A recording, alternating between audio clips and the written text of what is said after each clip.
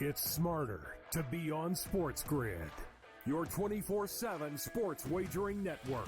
The early line. Magical and historic season in Lincoln, Nebraska continues. He is the best player in the NBA, but also in the biggest moments where the national media is watching. Newswire. Something that we have never seen happen before with one of the iconic coaches in the game. Pharrell, coast to coast. The team covers. It's automatic. It's every time. Not sometimes. It's every time. Game time decisions. Luka is actually far more dangerous from three on the road this year than at home. This game here tonight, you may want to consider taking as many points as humanly possible. In-game live, prime time. We got not one, but two coaches fired systems in place. Sports Rage This late sort of night. has letdown written all over it. It's going to be hard to match the emotion that they played with the other night. It's smarter to be on SportsGrid. The Bostonian versus the Book. That was Aaron Rodgers' thing. It's your quarterback in the first round. Yeah. It's a luxury pick. We don't have the luxury. We're trying to win right now. I'm in a window right now, and you're going to say, no, we're going to plan this for the future. With a guy who had 4 years, 4 seasons ended by injury. 4. Like, Michael Penix is a walking injury. Like, what are you doing taking him in the top 10? The Bostonian versus the Book. And now you have to qualify in these majors. You got to go do it, man. Like, and it just comes off really petty to sit up there and be like, I'm not. You know what you signed up for. So I don't like the pettiness. I 100% think Taylor Gooch should be in the major championships. So in the same note, I'm saying this, but also it's like, hey, this is the world in which we live in right now, and you don't deserve anything. Only on SportsGrid.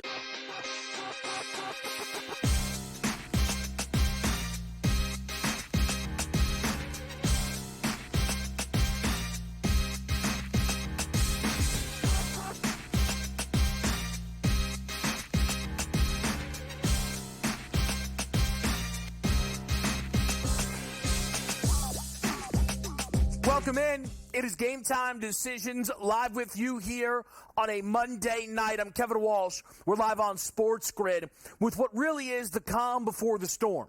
The NBA Finals matchup between the Boston Celtics and the Dallas Mavericks has been set for a little bit now, and we still wait for tip-off on Thursday, game number 1 in Boston. A 6.5-point line in favor of the Celtics. We have seen the total take a little drop, just a little, 214.5 falling down to 214. We've put some series futures on the board. Luka, 6 or more assists in every game, plus 190. Derek Lively, series rebound leader, 14-1.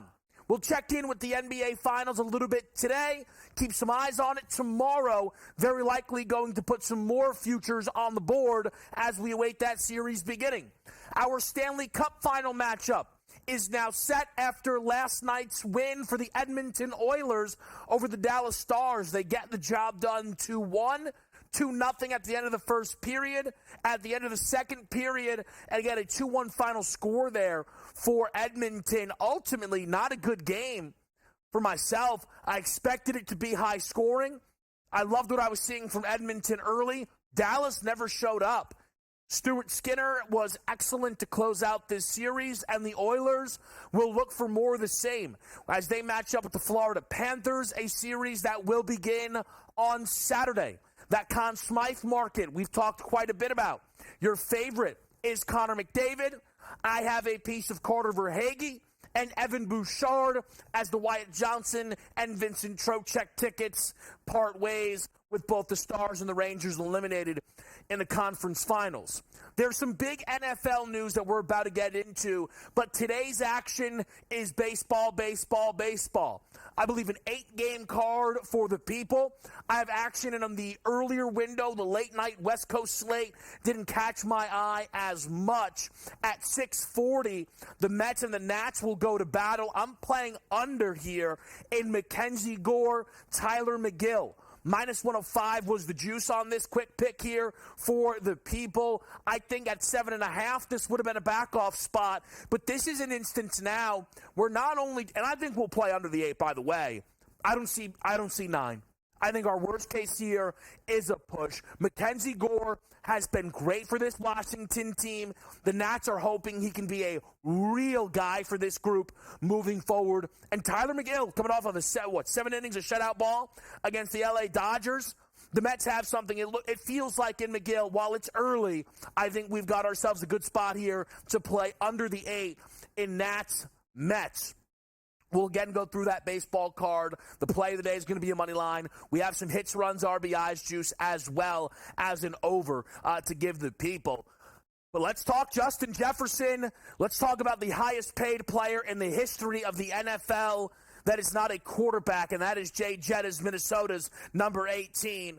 Winners and losers. Winners, Justin Jefferson. Losers, the Eagles. Winners, Jamar Chase, T. Higgins, C.D. Lamb. Losers, the Cincinnati Bengals and the Dallas Cowboys. Look, this is historic money for a guy who deserves it. Right? I mean, look, losers, the Eagles, because you took a wide receiver the pick before this in Jalen Reagor, who at some point ended up on Minnesota. It was an insane move. The Eagles are fine. They have A.J. Brown. They have Devonta Smith. But still, whenever you see Justin Jefferson news, people will bring up that selection of Jalen Reagor, and rightfully so. Losers, the Cincinnati Bengals, because they have multiple wide receivers looking to get paid, and they allowed this deal to get done before locking up either one? How is this going to get better? If you rank the best wideouts in football, most would say the list begins with Justin Jefferson. Jamar Chase and CeeDee Lamb could be 2 and 3.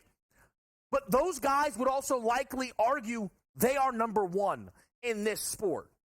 So when this contract comes down, here's the number. Here's the target. You'll be lucky to get out of there if you're the Cowboys or the Bengals without having paid close to this number, if not more than this number. But Cincinnati's a huge loser because they also have the T. Higgins situation to figure out. Minnesota's ability to do this, though, and pay Justin Jefferson this money is in part because of their quarterback situation. It's why they let Kirk Cousins walk to Atlanta and why they drafted J.J. McCarthy in the first round. Because they have that rookie quarterback contract now that they're going to hope will captain their ship for the length of this contract. Maybe not for the length of this season. We'll talk about J.J. McCarthy quite a bit. Some very interesting J.J. numbers out there.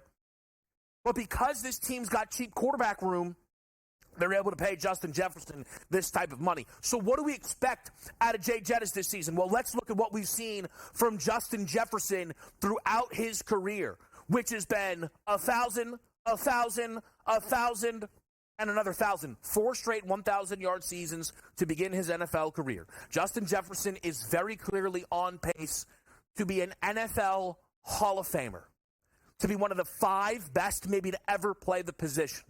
That's the trajectory for Justin Jefferson. He is coming off of his lowest receiving yard total we have seen, just narrowly creeping over the 1,000-yard mark. The season prior, he had put up the 6th most single-season receiving yard total that we have seen in NFL history and winning Offensive Player of the Year. The reason for the drop-off was games played and nothing else. Justin Jefferson's yards per game last year was greater than his season prior, where he had 1,800-plus yards and won Offensive Player of the Year. So we take what we've seen from his career and put it into the season-long expectations for Justin Jefferson, and it is hard not to fall in love with these overs. And I know people will line up the touchdowns, but this number here of 1,275.5, which, by the way, there's some books that have 1,300.5, so you're automatically getting value. When it comes to value and season-long player props, though, do keep in mind it's a rare market. Typically, it feels as if when you want to bet overs, you pay a premium. Season-long player prop markets in the NFL, I feel often, if you project out 17 games, they all look light. They all feel easy. Justin Jefferson bettors last year on his season-long total, they made the right bet. It was easy. He just happened to play 10 games. But realistically, when you look at this number for Justin Jefferson, that is how you go under. No other way. You are looking for a number when you're playing a season-long NFL player prop that you can hit in less than 17, less than 16, less than 15. Justin Jefferson, 100 yards a game, which is what he had in the non-Kirk Cousins games last year. Nick Mullins, Josh Dobbs, Jaron Hall. He was still over 100 yards per game in the 5 games he played without Kirk Cousins. So what would we need? 13 out of Justin Jefferson this year to get home? This is not a bad number, but why not be greedy? If you look at the market for the NFL season-long receiving yards market, Justin Jefferson's price is absolutely impossible to justify. It's way too short. I know Tyreek Hill is coming off of a great season. I understand that completely. But Justin Jefferson would have been able to challenge that if he was healthy. Again, if you're banking on Justin Jefferson being injured, it's a little odd. You love your Minnesota season-long unders. But Justin Jefferson is in that class with Tyreek Hill. And you can see the expectations here for Minnesota. And by the way, look at these expectations. Minus 375 to miss the playoffs. If we go back to that receiving market, because the questions around Justin Jefferson are his quarterbacks. Can he make up for that, though, by trailing in more games than playoffs? These are all teams that are supposed to contend for winning their division. Minnesota in a much different situation. Why? Their quarterback room. We'll explain more next.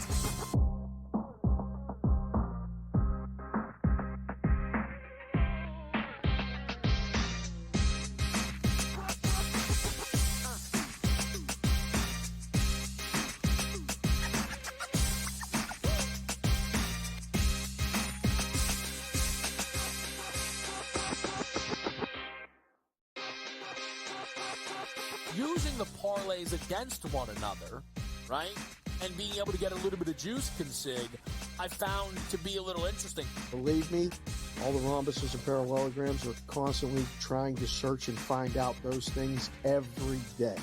It's one of the battles that you know, as you expand the menu, you encounter new battles. Game time decisions, only on SportsGrid.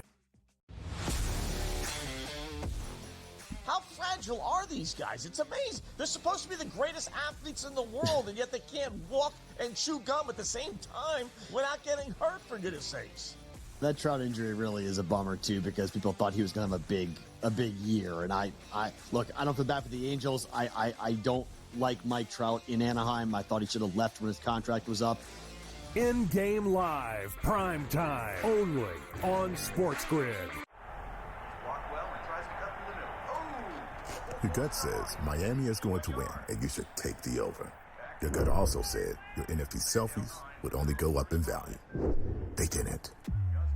But your head is on SportsGrid and knows the QB is in concussion protocol. The backup has a 45 QBR against the zone coverage. The New York D has the most sacks in the league. So yeah, trust your head. It's smarter to be on SportsGrid. The Warriors learn some of that split action that they run offensively and bring it to your own team. Folks, the name is Kenny Atkinson. Every time there is a job with a young core that needs to take the next step, I always think of Kenny Atkinson. Only on SportsGrid.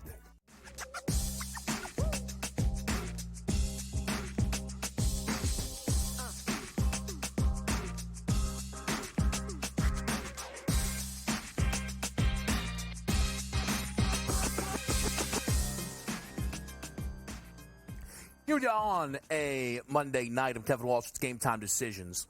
The Major League Baseball board begins at 6:40. I'm going to go through my card in 10 minutes. All right, your 6:40 baseball games, Mets and Nats, we put that under 8 out there already. That's your quick pick. I was going to look for an under in Phil's Brewers. I was late to the window. There was an 8.5 out there. They kind of then started to move some starters around. I think there may be 7.5s popping up. We're not in the mix in that game. Maybe some live juice. If you did lay the 1.5 with the Phils, I would understand it. Certainly, but an opener going and coing, I'm out. But I just said it could be in on Justin Jefferson to lead the NFL in receiving yards this year. An 11-1 number. And again, a number that I feel to be, I don't want to say disrespectful to Justin Jefferson, but I think it's valuing the negatives that could potentially surround JJ's season more than the positives. The idea is Tyreek has Tua, Chase has Burrow, St. Brown has Goff, A.J. Brown has Jalen Hurts, CeeDee Lamb has Dak, all guys you trust more than Sam Darnold or a rookie in J.J. McCarthy. But the opportunities for Justin Jefferson should still be absolutely plentiful. I'm not there yet, though, to place that bet here today on June 3rd. Now, a lot of that is because and I've said this many times, you'll hear me say it in June, I'll say it in July, I'll say it in August. I like to wait to put my futures in all sports. I just feel I have as much information as possible before the starting line. Maybe I'll miss out on some juice, though. And it could be risky in a Justin Jefferson market, certainly.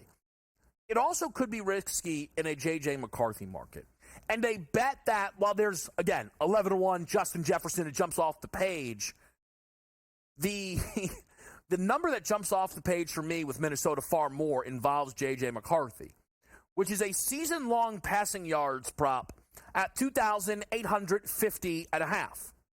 That number is available on FanDuel. In that same book, we have 17.5 for a season-long passing touchdown prop. He's sitting there right now 10-1 to win Rookie of the Year, plus 320 to have the most passing yards of any of these rookie quarterbacks, which there are plenty of. And the J.J. McCarthy confidence is hard to justify. FanDuel also has the starting quarterback tab. Raiders, Giants, Patriots, Steelers, and the Minnesota Vikings, where Sam Darnold is a minus 210 favorite to be the Week 1 starter.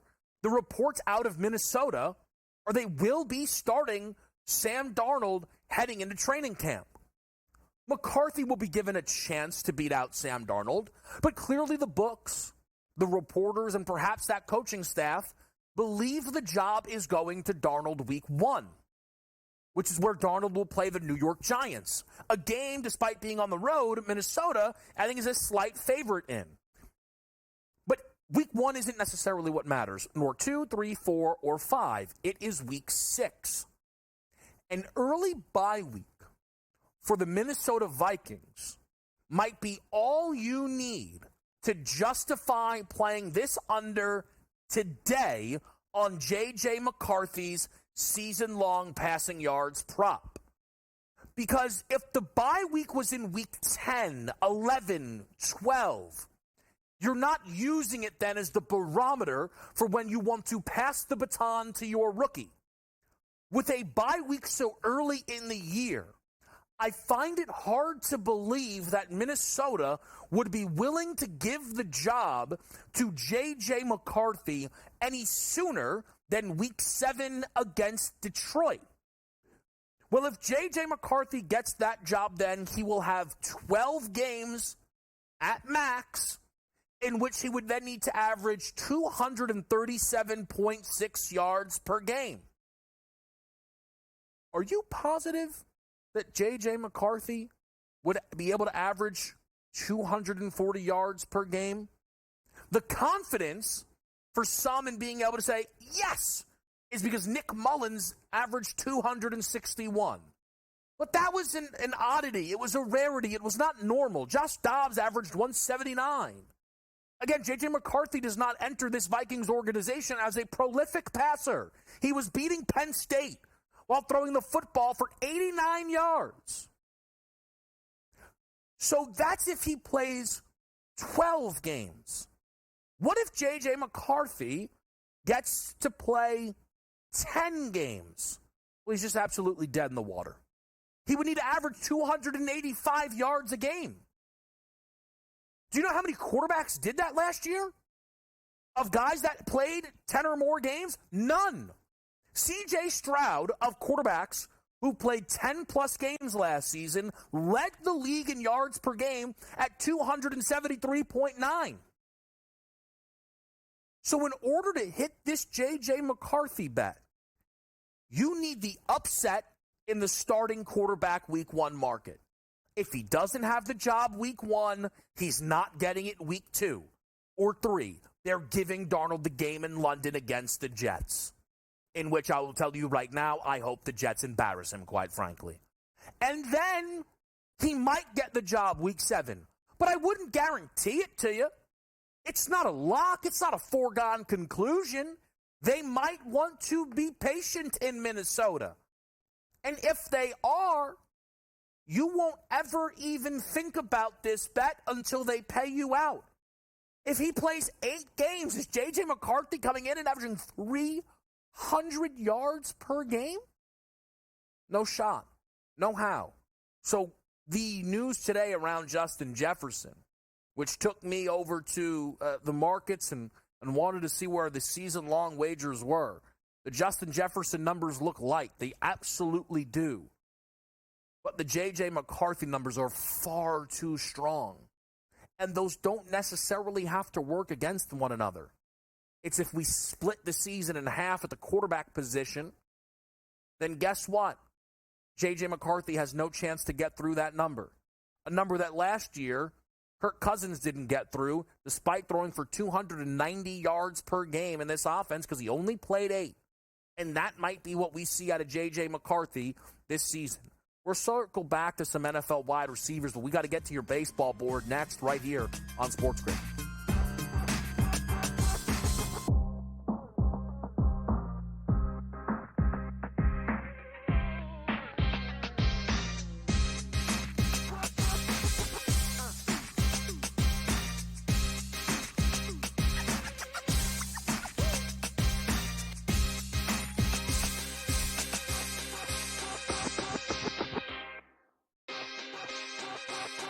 Using the parlays against one another, right, and being able to get a little bit of juice consig, I found to be a little interesting. Believe me, all the rhombuses and parallelograms are constantly trying to search and find out those things every day.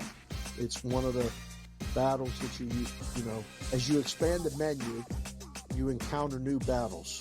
Game time decisions, only on SportsGrid.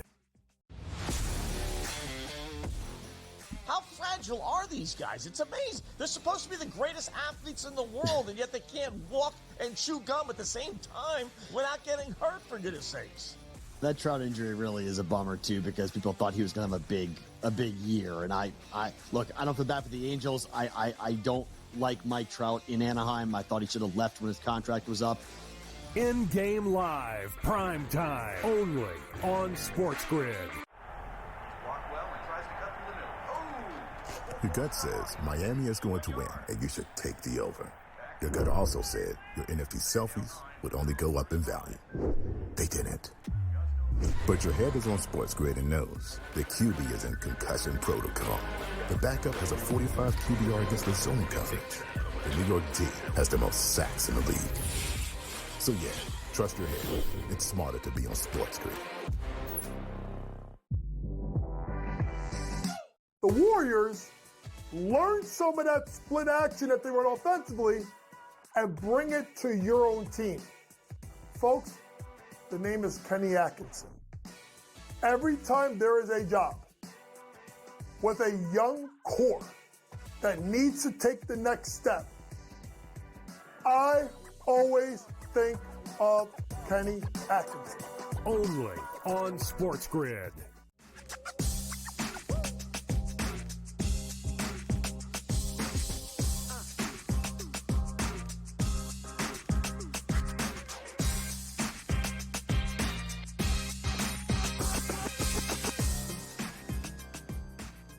Back right here, Game Time Decisions, live on this Monday night. We're going to talk to Joe Madden in 5 minutes' time, get her thoughts on tonight's baseball card, as well as the Stanley Cup Final being set between Edmonton and Florida. Joe has a number of props that look very tempting, some big plus money out there. Those that were with us over the weekend know I did play some Conn Smythe Trophy positions on what's now left. I put one in on everyone on the field of the 4 that were remaining. Carter Verhaeghe as well as Evan Bouchard. The Bouchard number has seen a little bit more value presented than the Verhaeghe one. Tom Vecchio, who we talked to here on Tuesdays, we'll talk to again tomorrow. I saw this morning, stop by our morning cruise early line and mentioned Verhaeghe as well. And Tom, like myself, a hockey guy, certainly. So I'm happy with the Verhaeghe position. I think he's live heading into the race. I think if you have a back-end bigger ticket, though, it provides you some value heading into that Stanley Cup final, where if you look right now, Connor McDavid is plus 230. The Edmonton Oilers are plus 108. Compare that to Lucas Price to win the NBA Finals MVP, which checks in right now at plus 200. This team is plus 184 to win the championship in the Dallas Mavericks. Big disparity there. It is open right now in that Stanley Cup playoff, but you can still get some value as that series goes on. I really, really do believe that. And again, as Celtics-Mavericks goes, there are 2 picks on the board right now. Lively series rebound leader. Luka 6+ assists in every single game. There's going to be more tomorrow. I've been going through some things, some matchups. Who has value? Who has juice? Kristaps is fascinating. We might see more Luke Kornet than people are ready for, but that might be game 1. There's no series-long Luke Kornet juice. All right? But we're going to get to all of that for you. But let's get to your baseball board. Again, man, I wanted to get involved with the Phillies-Brewers under. It's dropped too much. I don't love getting in the mix too much here when we talk about openers, and that's what they have for Milwaukee. Playing under Gore McGill. Look, Tyler McGill's been, I know it's a small sample size, but he's been great for this baseball team so far. None better than his last start, 7 shutout innings here. And that was against the Dodgers lineup. I can't look to this Nats lineup to put too much fear in me, but I can't fade Mackenzie Gore. Can't do it. He's been having a really nice season overall for this ball club. How many starts has this guy given up more than 3 earned runs? None is the answer. How many has he even given up 3? Just 2. I mean, this is a great season you're seeing for a pedigree guy. Look, prospects. I don't love them. I'm willing to trade a lot of them. But it seems like the Nationals has guys they need to hit. They're hoping they've hit on Mackenzie Gore here. And this certainly is a step in the right direction. I'm playing under the 8. Baltimore, Toronto. Gunnar Henderson over 1.5 hits, runs, RBIs, minus 145. What are we doing here? Very, very rare. And you'll notice this. I love if we can get a leadoff hitter at good enough juice. I want to be in the mix.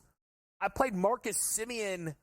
Was that yesterday or 2 days ago? Yesterday, over 1.5 at minus 160. It was a good matchup. Ryan Weathers, righty-lefty. He does well in that spot. Gunnar Henderson, now, who's having a great year, of course, an MVP-caliber season. 15 home runs this season against right-handed pitching, up against Kevin Gausman, who struggled against lefties quite a lot this year. I thought Toronto was a little bit of a tempting home dog. People have been buying Toronto as the day's gone on. I didn't trust Gausman enough at this number, and part of that is there's some left-handed pop here that we know Baltimore has. So I like Gunnar Henderson at 1.5 hits, runs, RBIs at minus 145. I thought it was a really nice number. I'm on over Rangers, Tigers at the flat 7. This number's been dropping a little bit here, which it's understandable. It's Skubal. It's Eovaldi. The starting point for me, I played this at minus 118. It's down to minus 115. There were shops that had 7.5s out there. Look, the starting point is I think Skubal can get hit a little. Not a lot, but just a little. If you look at the shutout performances from him this year, he's given up 2 or more earned runs in the following start, 3 out of 4. We're coming off of a shutout performance for Tariq Skubal. If I get 2 early ones from the Rangers, get to the Tigers bullpen, I like that. Nathan Eovaldi's going for just his second start since coming back from missing around a month. And his last outing was just 3 innings of 2-run ball. So if we have 4 runs on the board through 3 innings, we're in a great spot. We really are. And I know you could say, why not play first 5? But I'm also willing to bet on these lineups once these guys get out of the mix. So I'm playing over 7. Mason Wynn. You'll notice this, 1.5 hits, runs, RBIs. So I usually like to wait for lineups to come out. I played this a little bit earlier in the day, plus 125. This is minus 110. The books were not believing that Mason Wynn was going to be the leadoff hitter in St. Louis. We have plus 125. He's been smashing righties. That's what Verlander is. And then Reds money line. That's your play of the day, minus 112. Let's get in the mix, people. Joe Maddon's next.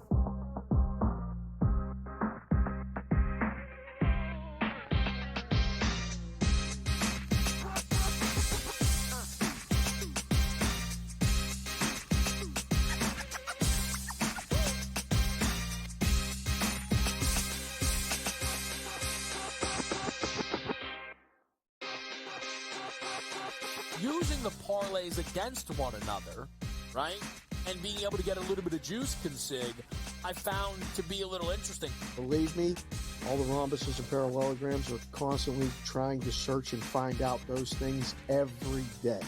It's one of the battles that you know, as you expand the menu, you encounter new battles. Game time decisions. Only on SportsGrid. How fragile are these guys? It's amazing. They're supposed to be the greatest athletes in the world, and yet they can't walk and chew gum at the same time without getting hurt, for goodness sakes. That Trout injury really is a bummer too, because people thought he was going to have a big year. And I look, I don't feel bad for the Angels. I don't like Mike Trout in Anaheim. I thought he should have left when his contract was up.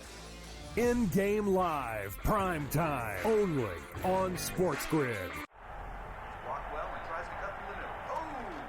Your gut says Miami is going to win, and you should take the over. Your gut also said your NFT selfies would only go up in value.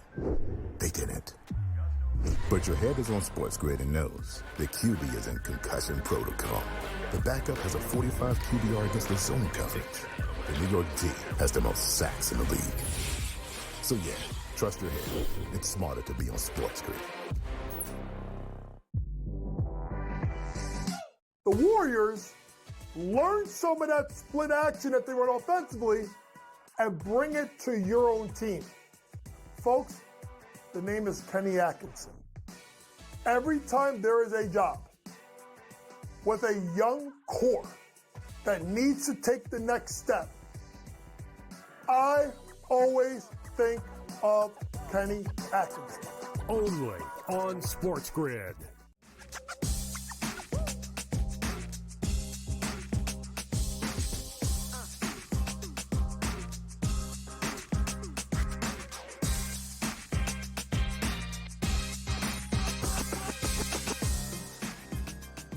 We're back right here, Game Time Decisions, live on this Monday night.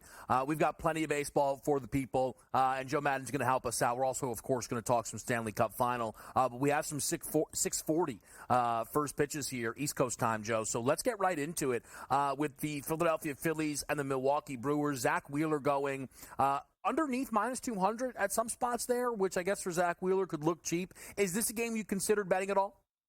You know what? It is. You look at the Phillies at home, and the Phillies have been so strong with Zach Wheeler getting the start here. I wouldn't look at taking them here on the run line. You're not getting as much value as I would like to see in this matchup, Kevin. So I did stay clear of it, but I do think if you want to take a bet, I would just take the Phillies straight up on that run line. 19-14 at home on that run line, and I do think they can come out strong enough to win this by a couple.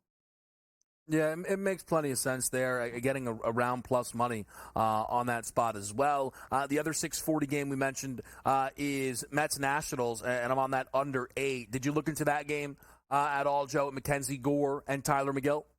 Yeah, I'm with you on that under in this one. Mackenzie Gore should come out nice and strong. And I do think Miguel should as well. So I would look actually at Mackenzie Gore's strikeout prop. I believe it's 5.5. I would take it to the over here. I do think he can find success on the mound today, be able to get those strikeouts on the board. But I do think the under is a stronger play. And actually, this is one, Kevin, where you could take the Nerfy. The more I think about it, I do think we could see the Nerfy in this game out here. The Mets don't scare me, the top of their lineup, especially against Mackenzie Gore. And we know here, the Washington Nationals, they have their struggles in that first inning sometimes. So the Nerfy, I think, should be in play. Yeah, absolutely. Joe, let's start it now, the 7 o'clock window here in Toronto. The Blue Jays, a very slight home dog to the Baltimore Orioles, with Kevin Gausman going for Toronto, Grayson Rodriguez going for the O's. What are you looking for in this game? My question mark here is, why isn't Toronto a bigger home dog in this one? Kevin Gausman has been absolutely lit up at home this season, ERA over 6, and he's not someone that I have the faith in. And you look at the bats of the Baltimore Orioles, it can be so phenomenally strong out here. Now, Grayson Rodriguez, on first look, his ERA is high on the road, over 5, but that's because of one really poor start versus the LA Angels. The rest of his road starts actually haven't been that bad, and I do think this Orioles team can find find success with him getting the start. So I'm going to look at the Baltimore Orioles team total over 3.5 because the bullpen is also having those struggles here for Toronto. And then I'm taking Toronto out of the equation because I do think Rodriguez could have success. And I was originally looking at that total just to take it to the over. But if he has success here and limits the bats, at least we're getting the Orioles team total. So the over 3.5 coming in at -122. And then I do think you look at Gunnar Henderson here for the home run, Kevin. His home run coming in at +430. We know how strong he is, and we know how much Kevin Gausman's been lit up at home. So looking at it at +430, so much value. If you think he can get 2 home runs, and this is the kind of situation where I could look at him for 2 home runs, that's +5,000. He's got the bullpen to go through of Toronto and Kevin Gausman. It's so much value. Yeah, Henderson, he's been remarkable for this team. I played as 1.5 hits, runs, RBIs. -145 to me is as stunning as we talk sometimes those big plus numbers, Joe. But I couldn't believe the leadoff hitter for Baltimore in this spot against Gausman. It wasn't -180. We see -190s, 2.5s in that market. So I'm on Gunnar Henderson in this spot as well. Let's take a look at this Tigers-Rangers game. Joe, flat 7 here, Tariq Skubal, one of the very best in the American League so far this season. What do you see against the Tigers and the Rangers? Yeah, I can't believe how strong Skubal has been. 7-1 with a 2.01 ERA, and he's even stronger on the road. So I do think he can have success out here for the Tigers. Now, Eovaldi is strong as well for the Texas Rangers. And the last time out, he was on that limited pitch count because of that groin injury. So I'm not sure how long he'll last in this one. I do think Detroit has the upper hand and should be able to record the win on the road. They are a slight favorite here, and you're grabbing them right around that -112 to -116, straight up on the money line. I think this team, especially with players like Riley Green, who are able to steal those bases, Kevin, can find success out there because the Texas Rangers do allow those bases to be stolen. So I'm going to ride with the Detroit Tigers in this one.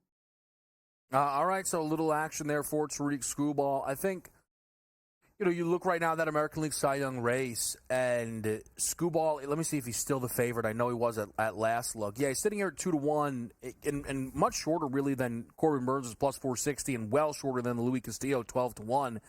The only person who really stacks up numbers-wise is Seth Lugo. And again, the thought is there's no way Seth Lugo is going to be able to actually keep this pace along Tariq Skubal. Thing is, with Skubal, he is someone that people sometimes worry about staying healthy. So just a really interesting spot, that AL Cy Young race, should be a lot of fun. What about the Astros, Joe, at home here? Again, this team, whenever they snap back out of it. No, they're not. 26-34, another loss just yesterday, I believe, and now still a strong number here with Justin Verlander going against Kyle Gibson. Yeah, with Justin Verlander coming out here, my play has to be on the Houston Astros, which is hard because you look at them in their last 10, they've only won 4 of those. They're a big favorite here at home, so you've kind of got to play around with the Astros to try to find value. I think looking at them in the first 5 innings, Kevin, is the best value here. You have to lay a half a run on that run line, and that's coming in at -135. But I like the Astros' ability to hit Kyle Gibson here. He doesn't strike out too many batters, and he has struggled against some lefties as well. So I'm looking at a couple of lefties in the lineup, one being Alvarez here. I do think Alvarez has so much power, and against Kyle Gibson, he's due for a home run. I'm looking at him for that anytime home run. That's coming in at +320. He has 11 home runs only on the season, but like I said, I think this is a prime opportunity here. Kyle Gibson has a 3.60 ERA, 4-2 record on the season. I just don't like the hard contact that he does give up. Now, I'm also going to look here big on Justin Verlander. I think Justin Verlander is in a prime situation. He's been such a stud out here for the Astros. His over 6.5 strikeouts is coming in at +122, but I do think you can fire up that number. I've taken him for 8+ strikeouts at +235, Kevin, because I really do have a lot of faith in him here to come out nice and strong. I think he goes deep into this one and can get us those strikeouts on the board. He's had 9 in his last couple out as well.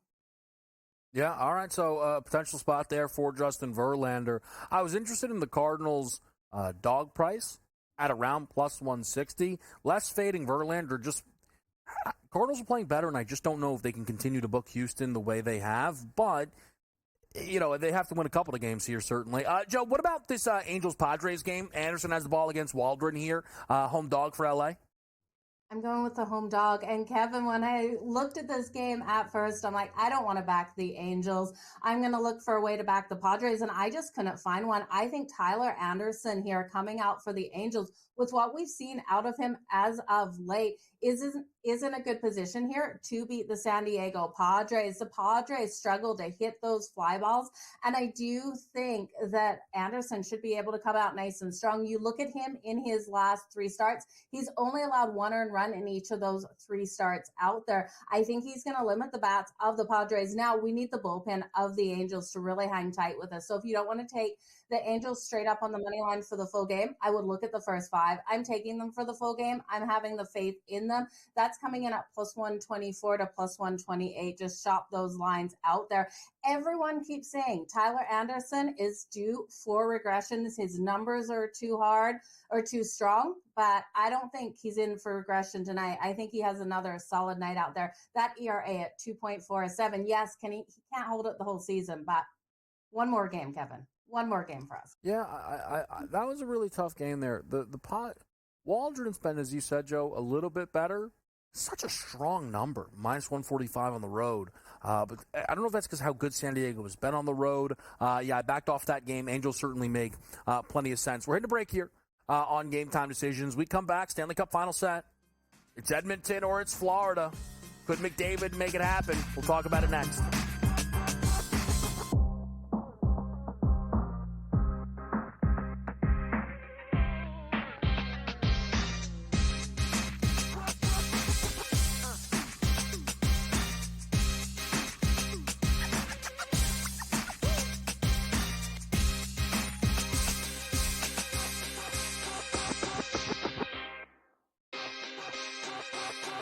Using the parlays against one another, right, and being able to get a little bit of juice consig, I found to be a little interesting. Believe me, all the rhombuses and parallelograms are constantly trying to search and find out those things every day. It's one of the battles that you know, as you expand the menu, you encounter new battles. Game Time Decisions, only on SportsGrid. How fragile are these guys? It's amazing. They're supposed to be the greatest athletes in the world, and yet they can't walk and chew gum at the same time without getting hurt, for goodness sakes. That Trout injury really is a bummer, too, because people thought he was going to have a big year. And I don't feel bad for the Angels. I don't like Mike Trout in Anaheim. I thought he should have left when his contract was up. In-game live, prime time, only on SportsGrid. Your gut says Miami is going to win, and you should take the over. Your gut also said your NFT selfies would only go up in value. They didn't. But your head is on SportsGrid and knows the QB is in concussion protocol. The backup has a 45 QBR against the zone coverage. The New York D has the most sacks in the league. So yeah, trust your head. It's smarter to be on SportsGrid. The Warriors learn some of that split action that they run offensively and bring it to your own team. Folks, the name is Kenny Atkinson. Every time there is a job with a young core that needs to take the next step, I always think of Kenny Atkinson. Only on SportsGrid.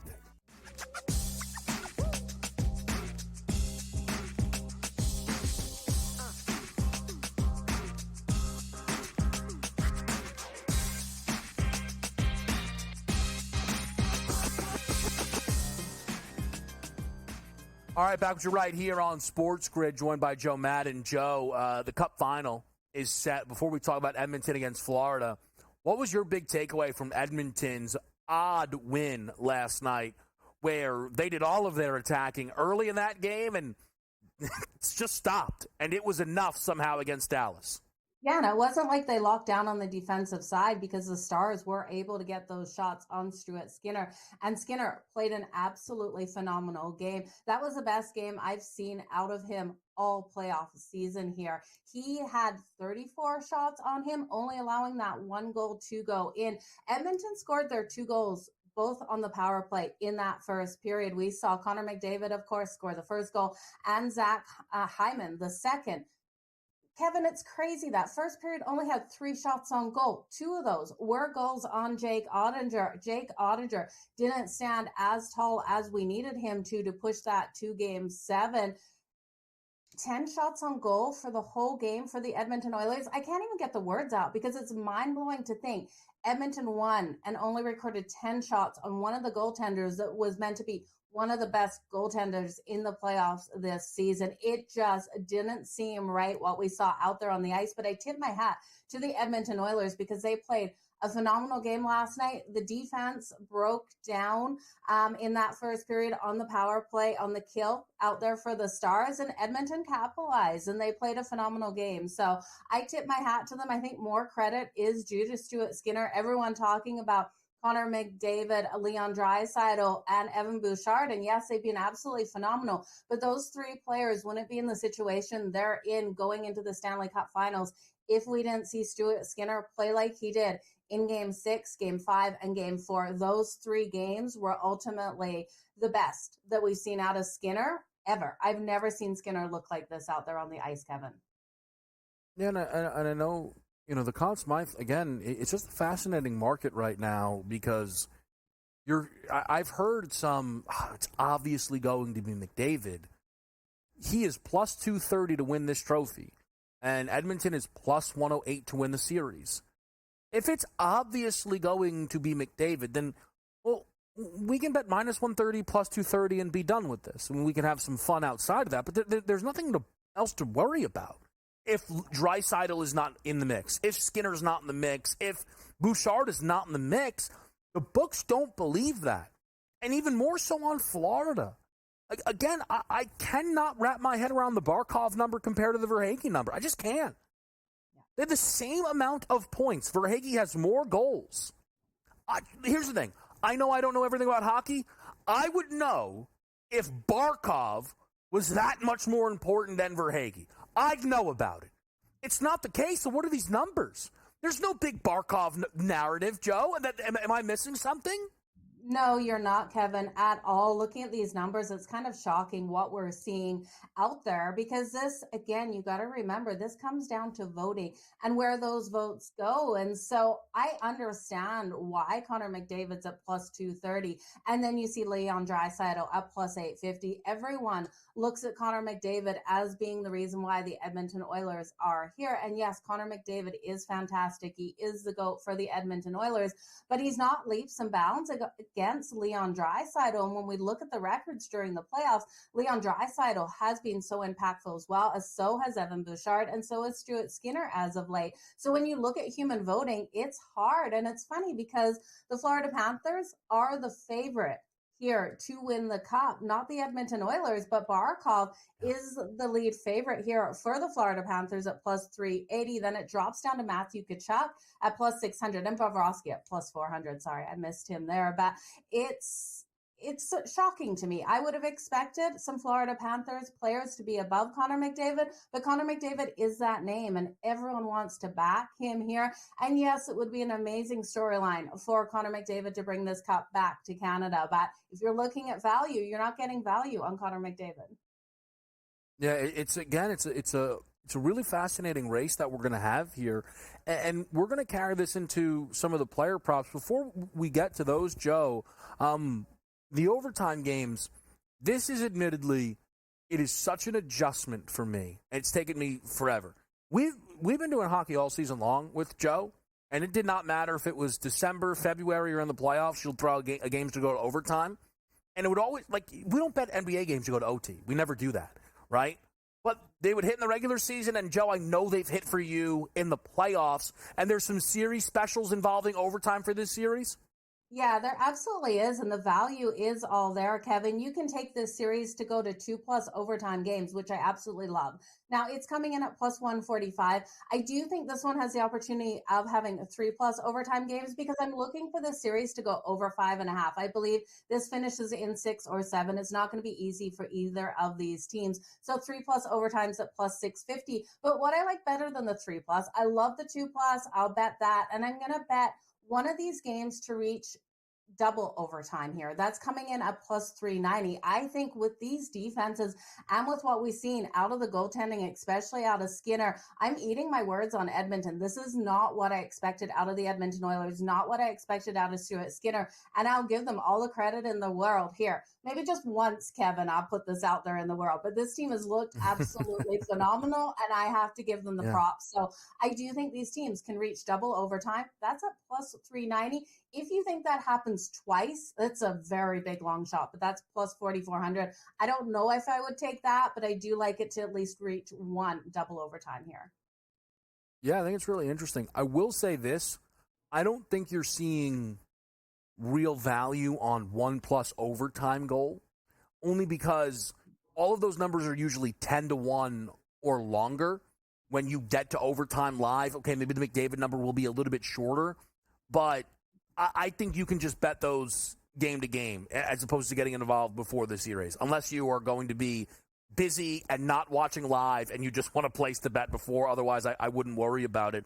We're going to keep Joe around. There's some specials to get to, though. There are some big numbers out there, and there are some short numbers as well, right? If you're not willing to climb the ladder, there's still some very interesting props on Connor McDavid, on Leon Draisaitl, and this group of Florida Panthers in Tkachuk, Barkov, Verhaeghe, Bennett, Reinhart that are all supposed to contribute. So we'll break that down next right here, Stanley Cup final style, here with you on SportsGrid.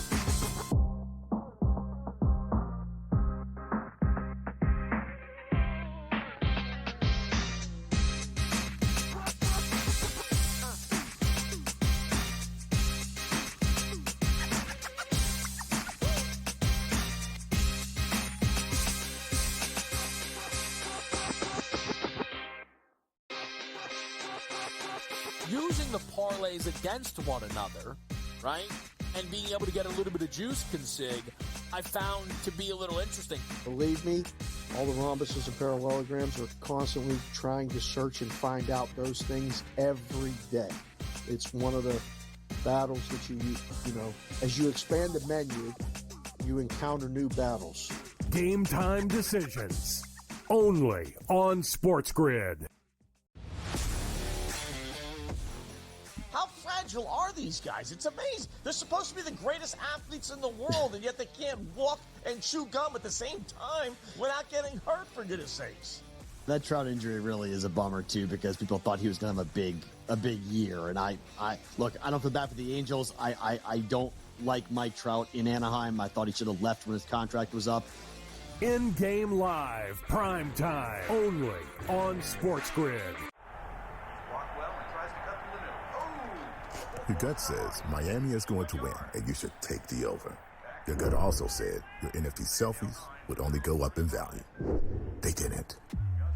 But your head is on SportsGrid and knows the QB is in concussion protocol. The backup has a 45 QBR against the zone coverage. The New York D has the most sacks in the league. So yeah, trust your head. It's smarter to be on SportsGrid. The Warriors learn some of that split action that they run offensively and bring it to your own team. Folks, the name is Kenny Atkinson. Every time there is a job with a young core that needs to take the next step, I always think of Kenny Atkinson. Only on SportsGrid.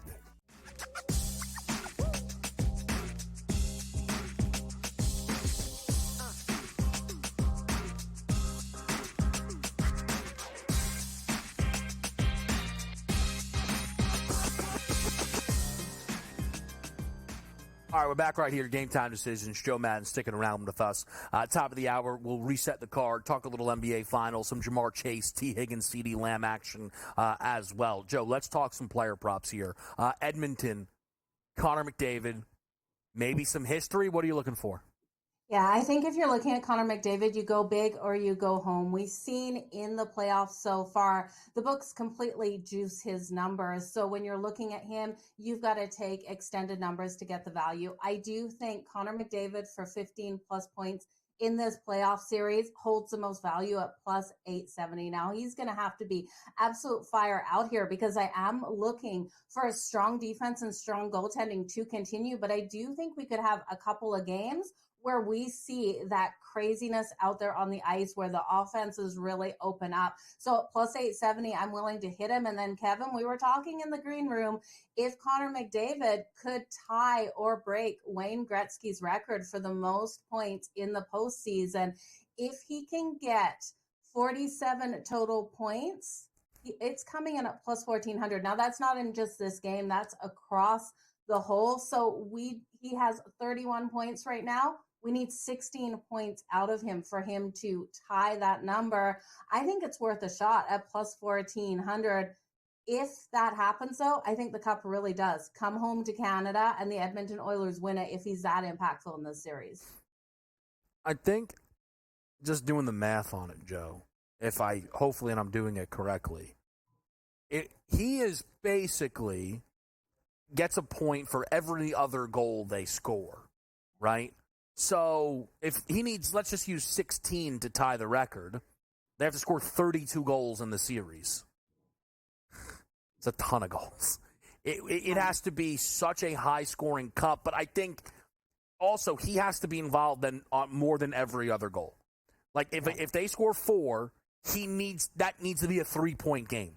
And if they have a 6-7 goal game, he has to be involved in 5 of them. It's a huge ask. I think the fact that it feels even remotely possible, again, speaks to Connor McDavid as a whole. What about Draisaitl in this series? Yeah, looking at Leon Draisaitl, you're going to get more value here for him. We know how strong he has been going into this round. He actually had more points than Connor McDavid on the board. So looking at him for 10 plus points, that's coming in at plus 230. You could fire it up to 12 plus, but I'm not liking that number. It's coming in at plus 600. I think the 10 plus is asking just enough out of him in this one. Again, Kevin, I do think these series, we're going to see the majority of them stay under. I think we go all the way to 7, but I am looking for at least 2 of these games to be just insane, crazy offensive games where these goaltenders get frazzled out there. It could be the first couple of games or it could come in the middle of this series, but I do think we're in for, a 7-5 style game that we're just pulling out our hair because the goaltenders had been so strong in the previous ones. Yeah, I think Draisaitl, I think it's going to be really hard for him to beat out McDavid specifically for the Conn Smythe because it actually feels like McDavid is starting to create more of that separation, but we know his talent is certainly there. Anybody on the Florida side, Joe, you're looking for? Yeah, I do think you have to look at Sam Reinhart. Sam Reinhart was so impactful during the regular season, and he got his legs back under him in the last series, and I really do think he can be strong on the power play. He can also be strong on the 5-on-5. So his 7 plus points is coming in at plus 200. I also think Matthew Tkachuk is worth a look, and I look at Matthew Tkachuk with what we saw out of him in the playoffs last year. He hasn't played up to that level, in my opinion. Now, maybe he's sitting right around the same with his points, but I'm looking for that fire out of Matthew Tkachuk coming into the Stanley Cup Finals here at plus 180 for 7 plus points in this. I think it does hold value. He is an absolutely phenomenal player, and he has so much drive coming into this. So I would look at Matthew Tkachuk and Sam Reinhart here. Yeah, and by the way, as far as it goes with Tkachuk, why he is 6-1. Now Barkov is a real enemy of mine, Joe. Why he is 6-1, okay, compared to Barkov's plus 380. What is it that I don't know? I don't get it. I'm not seeing it here. Like Tkachuk leads them in points right now. Yeah. What are we doing? He absolutely does. I don't get it. Maybe it's because Paul Maurice had to tell Barkov again and again, don't touch the trophy this year, because last year he ignored Paul Maurice and touched it. He fully said in the interview, yeah, he told me last year too, and I touched it. So, well, so he's their MVP because he didn't touch a trophy. Yeah. All right. Maybe people can stop complaining about Daniel Jones being terrible to me and let me know what Barkov's all about. Thanks, Joe. We'll be right back. Game Time Decisions.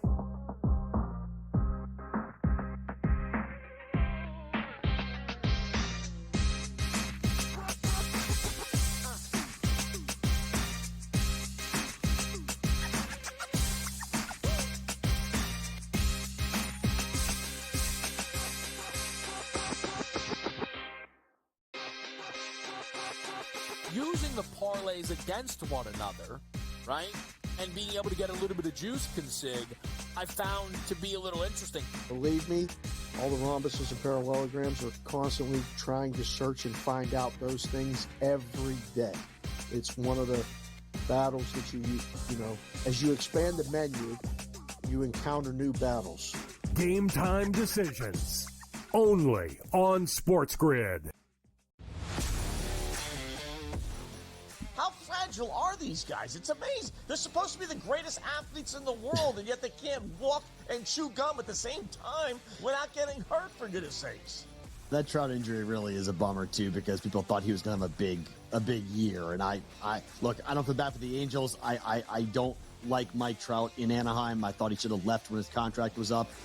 In-game live, prime time, only on SportsGrid. Your gut says Miami is going to win, and you should take the over. Your gut also said your NFT selfies would only go up in value. They didn't. But your head is on SportsGrid and knows the QB is in concussion protocol. The backup has a 45 QBR against the zone coverage. The New York D has the most sacks in the league. So yeah, trust your head. It's smarter to be on SportsGrid. The Warriors learn some of that split action that they run offensively and bring it to your own team. Folks, the name is Kenny Atkinson.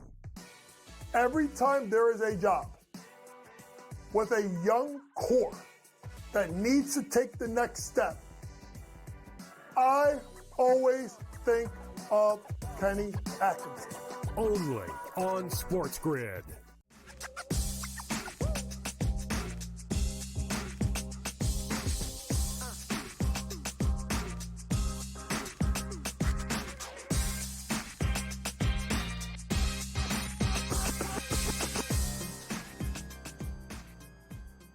With you on Game Time Decisions, top of the hour, the consig, Dave Sharapan, stops by in a half hour. He'll be live tonight on In-Game Live with Joe Ranieri. I know that crew is ready to step up for the NBA Finals. We're going to talk a little NBA Finals in just a moment.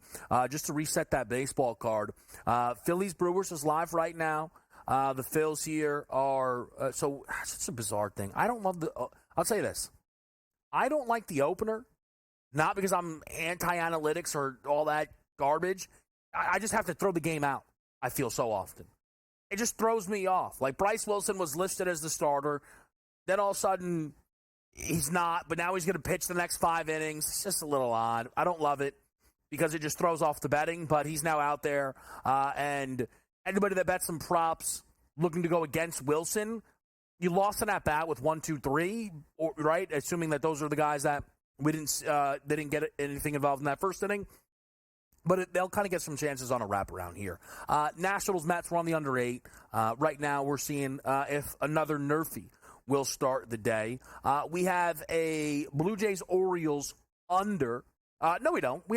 I was looking at this total. It's a fascinating number because it's very much Gausman's back at 7.5. Yet Gausman's the dog.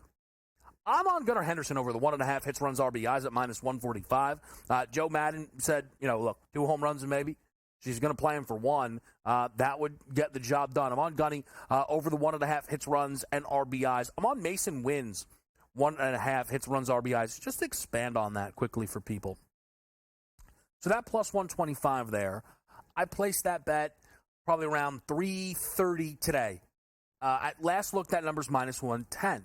Now, I placed that bet before the lineup came out, in part because I just wanted to make sure we're all in the mix here, right? I was going to like the Mason win number anyway. But last game he batted leadoff, and at plus 125, I was really happy to get a leadoff hitter at that number. Very rarely do you see a guy bat leadoff and check in at that price. So the lineup comes out, Mason wins, confirmed batting leadoff, and I was curious if anything moved around, and it went to minus 110. This is the second straight game Mason Wynn is batting leadoff for this team, and if this is going to be a shift here for the Cardinals, I'm guessing your numbers are going to change quite a bit now moving forward, but still, minus 110 is not bad. The reason I'm playing Wynn today is he's dominating the righty-righty matchup. He's batting .324 against righties. We've seen more struggles this season for Verlander against right-handed bats than left-handed bats, and I'm getting a leadoff hitter. I would still be betting this at minus 110. Obviously, I'm very happy to have bet it at plus 125. I lean Cardinals in the baseball game, quite frankly, but I was happy to play Mason Wynn at the 1.5. And the other two items on the card today, an over 7 in Scubal Evaldi, Rangers-Tigers. That game's picked now. I'd actually probably rather bet Scubal here. Evaldi didn't go deep, but I think Scubal can give, again, 2-3 runs, which for him is a lot. It'll raise the ERA, right? But this is going to get us over that 7 here. So I'm playing over the 7, played at minus 118. That juice now minus 115. And then the play of the day, it's the Reds' money line, played at minus 112. And I will tell people this as well. If you're an up 2 better, I think this is as good of a spot as possible, right? Road team against the Dodgers with a number like this. This could be 2-0 before the Rockies ever come up to the dish. Now, I have, everyone's up 2 amounts vary. I know that that's the case, but I'm happy half of, I guess, if you will call it, right? The play of the day for me is on the up 2. If you're just 1 and up 2 better, I think the Reds make so much sense here in this spot. I didn't love the late night. Padres Angels, it's a little too tricky. Waldron's been much, much, much better, but Tyler Anderson's been really good. Padres great on the road. 7-21 record at home this year for LA. Couldn't get involved. And then it took all day. During the beginning of the show, we didn't even have the Giants starter. It's going to be Eric Miller getting the ball, and he's an opener. So I have nothing to do with that game. Run on the board for the Phillies, by the way. 1-0 now with the Philadelphia Phillies. Let's see who got in the mix there. See? Bryce Wilson. A little Edmund Sosa. Nick Blastianos is the run scored. So early lead there for the Philadelphia Phillies. Let's talk some NBA Finals for the people quickly. Coming up next, we're going to get into Jamar Chase, T. Higgins, that whole situation, and perhaps the Justin Jefferson impact there. But what I want to talk with the NBA Finals is kind of the matchups for the top 6 guys in this series and trying to find the appropriate comparisons. If you look back to what we saw in Minnesota-Dallas, and this was a series where I really tried to dive into this pre-series. I know I didn't do it as much on air. I didn't know how valuable it would be. It kind of ended up working out a little bit. And this isn't really a hindsight thing. It plays out, but it certainly did play out this way. But if you take the matchups, right, Anthony Edwards, Kyrie Irving. So often we do Ant Luka, right? Best guy for best guy. But that's not always the way you want to do it. And part of the reason I thought Ant Kyrie was the matchup is Ant wanting to guard Kyrie Irving. But I talked about Ant maybe dropping off in the series, Kyrie bouncing back in the series. It was a pre-series matchup, you would have said, or many out there would have said, advantage Minnesota. Some would have said big advantage Minnesota. Right? I would have projected it as close Minnesota. It ended up being a rout. It ended up being clearly Kyrie. Gobert against Lively and Gafford. It's a 1-on-2 matchup, right? For Minnesota, they expect that to be a win. It's 1 versus 2. It's close, but it's supposed to be a win for Minnesota. Then, if you look at the guys that round out the top 6, right? For Minnesota, Jaden McDaniels, Mike Conley, Naz Reid. For Dallas, That's P.J. Washington and Derek Jones. It's a 3-on-2. Supposed to be a win Minnesota's way. Ultimately, you look back on it, closer than it could have been, right? Than it should have been probably for Minnesota. Jaden had a great game. Nas had a great game. Conley had moments. They weren't consistent enough. Why that all matters, though, as I said, you're taking the top 6 guys. We've brought up 5 guys. Luka's matchup now is Cat. That's a pre-series blowout, and it was worse than you ever would have thought it would have been by the time the series was done. Right? I mean, Luka just absolutely dominated it all. Here's why I bring this up. When I look at the matchups now and how I kind of want to draw things from the top 6 here between Boston and Dallas, the Luka matchup to me is actually, I think, going to be Jaylen Brown. I think Luka guards JB. I think that's the best bet for Luka defensively because Jaylen Brown's kind of a catch decision guy. Catch, shoot, catch, drive, catch, go. Right? I think that should make Luka's life easiest on defense. I think. It's not that Jalen's an easy matchup. It's he's not running around in actions and chasing shooters around pin downs as much like that. Luka should win that matchup. And I think Jaylen Brown probably guards Luka the most out of anybody in the series. That's my guess. Luka should certainly win that matchup. You then put the bigs together. It's 4, right? 4 guys. Lively Gafford, Kristaps Al. When you kind of look at that matchup, I think it's pretty close. I think a lot of it depends how much can Kristaps play. 32 minutes? Great. 24 minutes? Okay, this could be concerning. I think Al's at the bottom of the group. I know some don't. I do. The rest of the matchups, though, right, is Kyrie against Drew Holiday. That's the one-on-one. That's the one-on-one. Kyrie, a lot of people think, there are some people who are insanely saying he's the second best player in this series. That's laughable. Kyrie should be able to win the Drew matchup. It's on the board. He doesn't. It's on the board. He doesn't. Here's how you get to Boston being the favorite that they are. The other matchup that remains is a 2-on-2 of Tatum and Derek White against P.J. Washington and Derek Jones. We'll break down the series a lot more tomorrow, I promise you. We're talking some wide receivers next.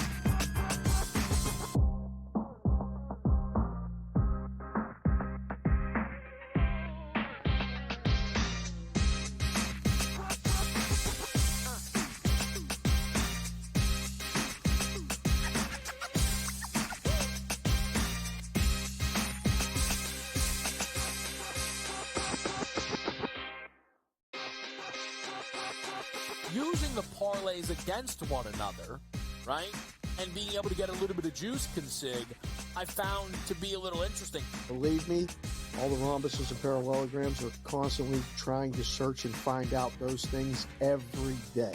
It's one of the battles that you know, as you expand the menu, you encounter new battles. Game time decisions, only on SportsGrid.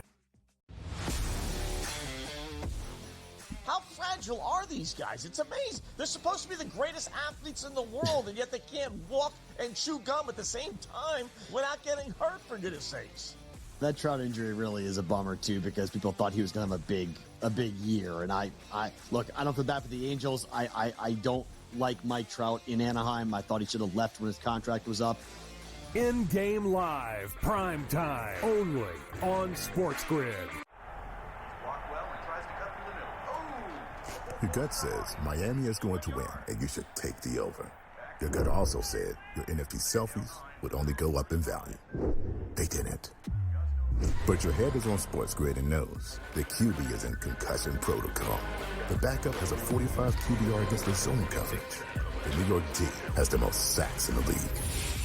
So yeah, trust your head. It's smarter to be on SportsGrid. The Warriors learn some of that split action that they run offensively and bring it to your own team. Folks, the name is Kenny Atkinson. Every time there is a job with a young core that needs to take the next step, I always think of Kenny Atkinson. Only on SportsGrid.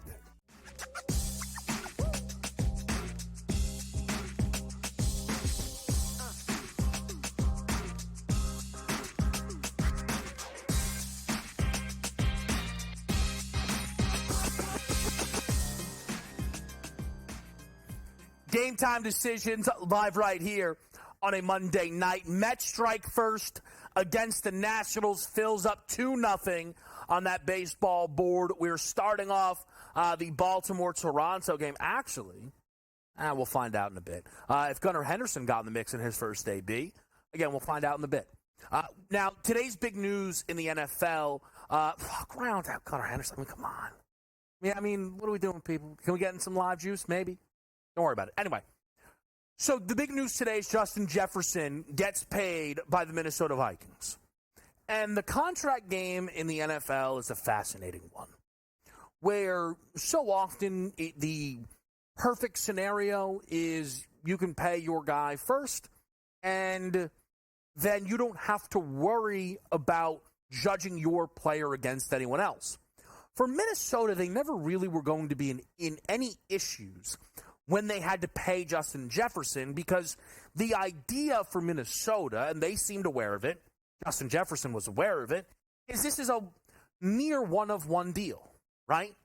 The Vikings, if you look at that roster, who else are they paying to be a world-class superstar? Really nobody. So they have the money to pay Jefferson. The quarterback room is cheap, and they know the talent. You can't doubt the talent. For other situations, it can become more difficult. The Eagles were able to get Devonta Smith and A.J. Brown both done, which felt miraculous because of how many other teams are struggling with the wide receivers. And that's why when A.J. Brown just said how much he liked Tom Brady, all of a sudden A.J. Brown and New England Patriots rumors began. Because a wide receiver getting angry about his contract is commonplace. It's expected, quite frankly. So the Justin Jefferson deal was, again, it was pressureless for Minnesota. But for Cincinnati, it's a game changer. It just is. Jamar Chase and T. Higgins. You see the numbers. 1,300.5 for Jamar Chase. Again, at some books, you kind of can do comparisons. A bigger expectation than that of Justin Jefferson, who just broke the bank. A bigger touchdown number than Justin Jefferson. Now, again, you can look at that and say, well, that's because they have Joe Burrow as their quarterback. Okay, so what are you going to do? Let Chase walk? Nope. Not an option. Not an option. You have no choice but to pay Jamar Chase, and I think Chase has the best argument of any receiver to come close to the Justin Jefferson contract. So now that the Jefferson deal is done, if Jamar Chase is dead set on being paid this offseason, we know what the number is. It's around the Jefferson number. Not going to be a lot of wiggle. 4 years, 140. What do you think they're going to get away with paying Chase? 120? No way. No way. Huge drop-off. And Chase probably will try and ask for more money to one-up his LSU counterpart. It's going to be a little difficult for Cincinnati to figure out. Here's the problem, though. This doesn't even matter right now because this is a mess. This is a FanDuel number. They don't have touchdowns up. It's not even on DK. And it's not because T. Higgins isn't worth posting props on. It's because some of the books don't know if T. Higgins will be playing week 1. They don't know if he is playing week 1, which uniform it will be in.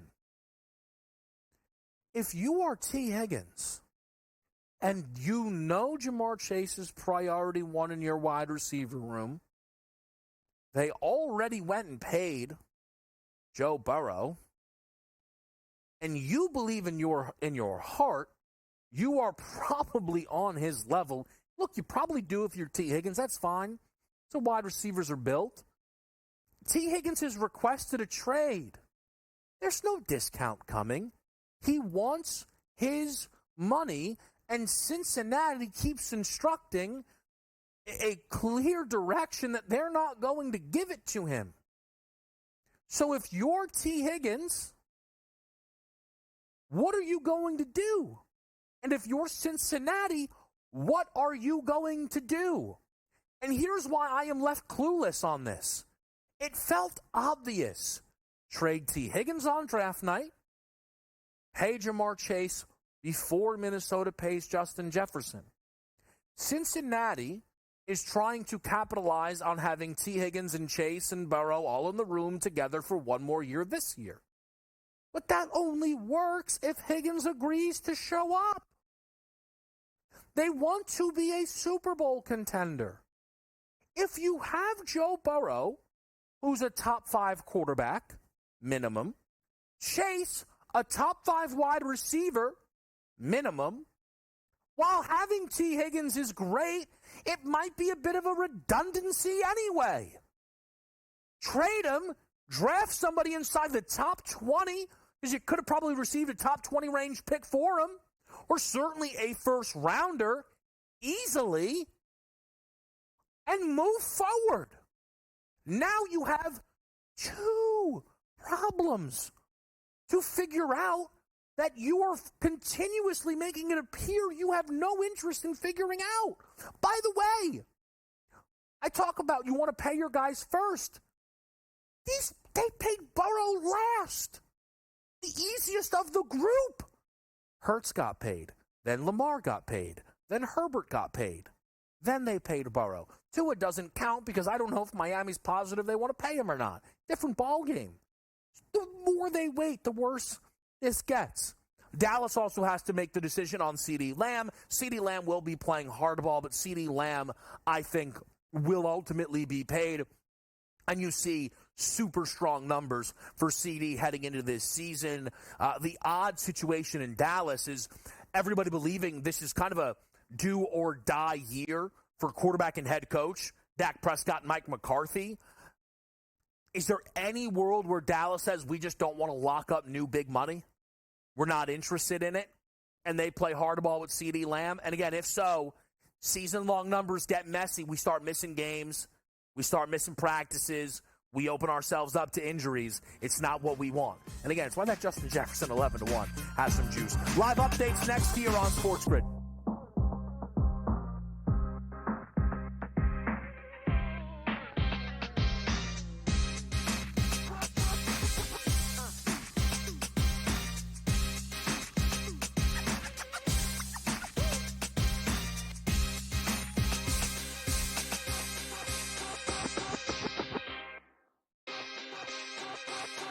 Using the parlays against one another, right, and being able to get a little bit of juice consig, I found to be a little interesting. Believe me, all the rhombuses and parallelograms are constantly trying to search and find out those things every day.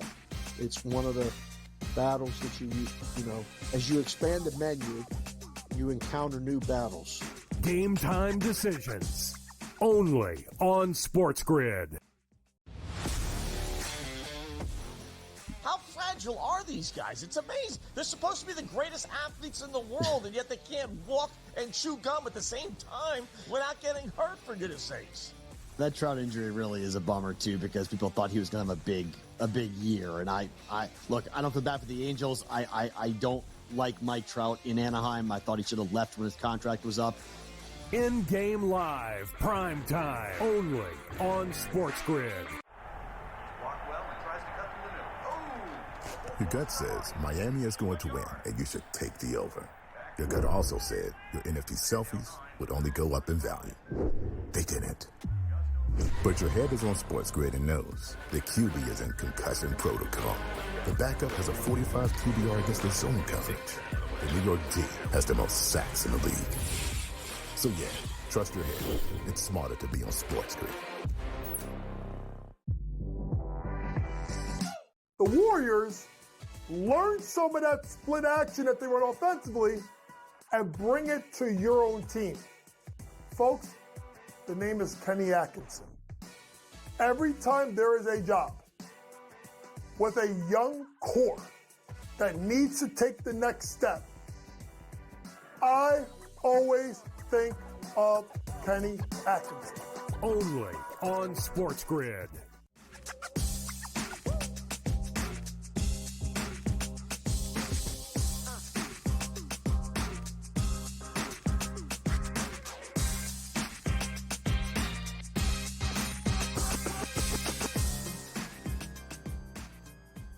All right, live right here on SportsGrid. It's a Monday night. In-game live takes over at 8 p.m. Major League Baseball board going to dominate the conversation for that crew. So far, Nerfy, 3-0 for the Nerfy backers. But we do have some runs coming in all of a sudden now for the Mets and the Nationals. A Bader sac fly scored the first run for the Mets, and then a Jesse Winker single brought home Nick Senzel to make that 1-1 in Washington.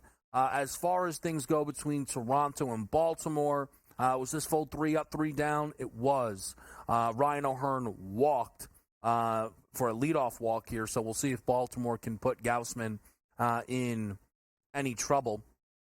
As far as the rest, kind of the week here, too, it's interesting. No W tonight. I guess they just couldn't schedule another Indiana Fever game. They were probably livid. They probably wanted to get, you know what, let's talk Little Fever. Why not? I am not. All of these conversations, it just, you are watching a lot of unfortunately handled conversations happening, is what I would say. I think there are a lot of people who are using the Caitlin Clark praise to tear down others in the league and the league as a whole. And what that is leading to is a lot of people who love the WNBA, who have watched, followed, covered, supported it for years, wanting to defend the league. And they are, I think the way they're doing it is a lot of missing. When you hear, hey, why weren't you talking about the WNBA 3 years ago, right? Yes, in an ideal world, that would have happened. That is, though, 1, useless, can't go back in time. 2, not the point. Shift the conversation now. Every WNBA conversation that you've heard over the last 72 hours, every single one of them has been about Caitlin Clark and the cheap shot from Chandler. And the ramifications of that, the fallout from that, what the league should do, what the players should do, what the Fever should do. If you want to enhance the league, you can talk all the Caitlin Clark you want.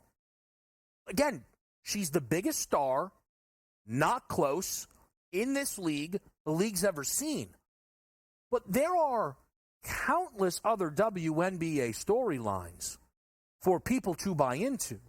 And I'm not even talking, way deep in the weed stuff. The Connecticut Sun are 8-0. Alyssa Thomas, who last year became Miss Triple-Double and is flirting with averaging one this year, is leading them to an unbeaten record. Aja Wilson, the best player in the W, MVP favorite, is trying to lead her team to a 3-peat. Breanna Stewart and the New York Liberty have played 9 games, and for a lot of them look completely uninspired. Except the reigning MVP and her team keep cracking the Indiana Fever in the mouth. What's that about? If you need something a little bit juicier. What I would say is, again, to the people that you are attempting to get through to, and I know people get frustrated. Why do we have to, change what we're saying to break through?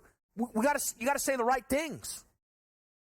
Let's not worry about who was covering the WNBA 3 years ago. Again, most of the people saying that weren't covering the WNBA 3 years ago. Why are you not changing the coverage now? The league is popular. It is today, the WNBA was discussed more than the NBA. Hell, there's been more WNBA conversations in Major League Baseball. What's the big MLB storyline of the year? Judge is amazing? And that only took off like 2 weeks ago. So the WNBA is in a position to grow. 100%.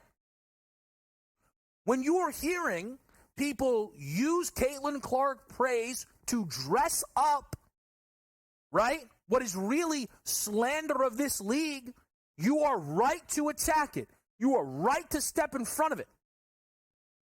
And when you're in those meetings trying to figure out what should be discussed today around the W, let's throw Aja Wilson in the mix. Let's throw Breanna Stewart in the mix. Let's throw Alyssa Thomas in the mix. Let's throw Nafisha Collier in the mix. We'll be right back here with Dave Sharapan.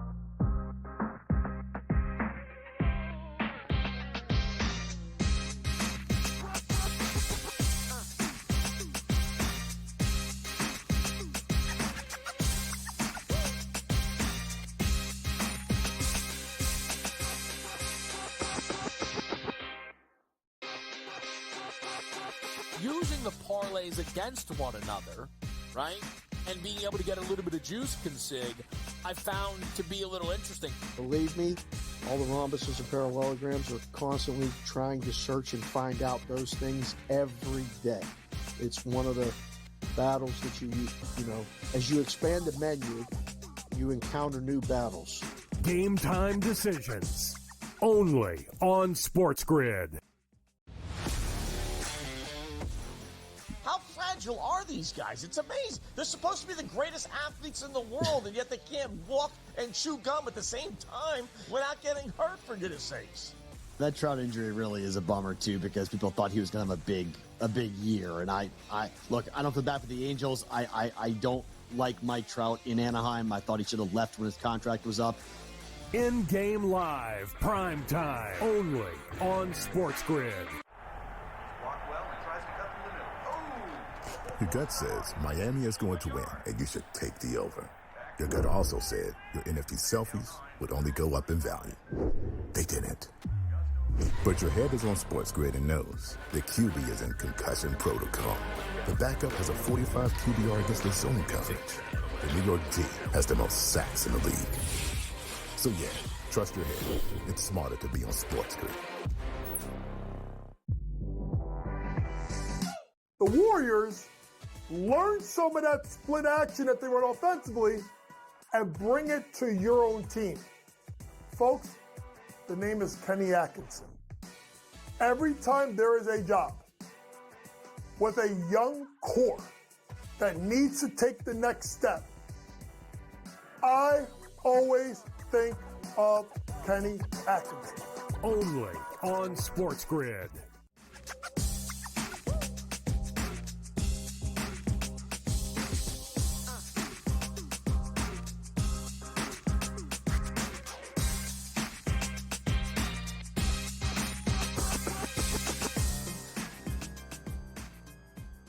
All right, live right here. Game time decisions. Again, man, look, you want my thoughts on the Indiana Fever? The whole team, I get it, they're tired. And I don't mean that as a joke. Played 11 games. There's teams that have played 6. Not really. The Vegas Aces, the reigning back-to-back champs, have played 6 games. The Fever have played 11. What the hell are you doing? All right? What I'm interested in, though, when it comes to the Fever, is can this team still make the playoffs? They're 1 game back in the win column of the 8. A little bit of cheating. They're 4 back in the loss column, but still. The Indiana Fever season is not over. The schedule's about to lighten up. We'll see how they respond. The response yesterday was pitiful. Lost by $1 billion again to the Liberty. It was pitiful. Yeah. We'll see how it improves. I mean, are the Vegas Aces like touring the world or something? I mean, when does this team play? How are they not playing tomorrow? I mean, really. I mean, what is this? Consig's here. Dave, happy to have you. Kevin, always a pleasure. What's up, sir? Take a deep breath. It's fine. There's a lot of people talking about the W, and you can tell them that you were talking about the W years ago. I'll tell them I was booking it. It 5 years ago. Taking bets. We put it up the first season.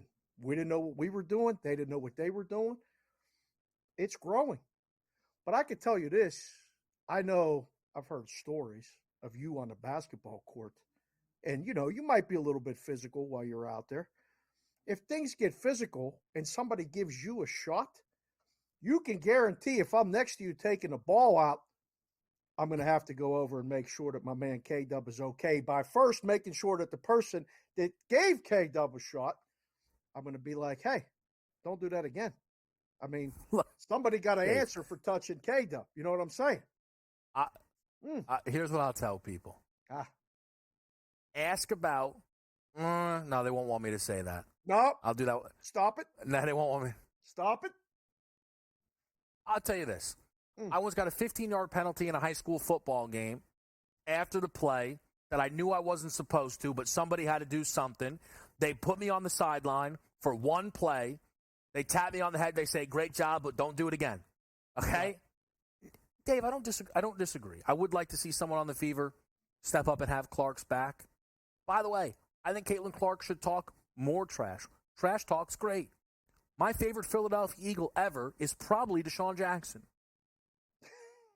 I gritty when I stand over here and give out a pick I like. I know. I mean, I'm out of my mind. I've seen it. So that's what it's all about. Yeah. That's what it's all about. Yeah, I've seen that. Right?